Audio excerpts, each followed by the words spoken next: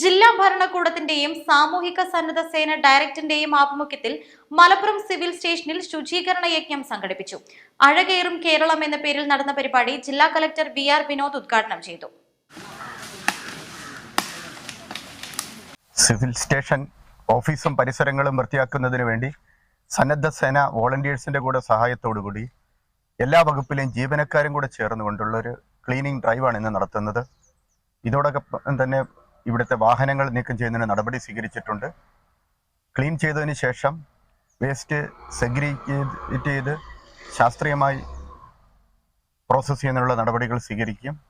Waste dump ചെയ്ത സ്ഥലങ്ങൾ പാർക്കുകളും പ്ലാന്റുകളും ഒക്കെ വെച്ച് മനോഹരമാക്കുന്നതിന് നടപടി സ്വീകരിക്കും. മലപ്പുറം ഗവൺമെന്റ് വനിതാ college, Madin arts and science college, Priyadarshini arts and science college, Malappuram government college എന്നീ സ്ഥാപനങ്ങളിലെ വിദ്യാർത്ഥികൾ, സിവിൽ സ്റ്റേഷനിലെ ജീവനക്കാർ, ഹരിതകർമ്മസേനാ പ്രവർത്തകർ തുടങ്ങിയവർ ശുചീകരണ പ്രവർത്തനങ്ങളിൽ പങ്കാളികളായി.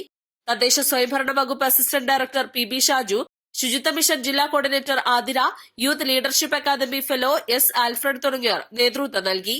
East Live, Malappuram.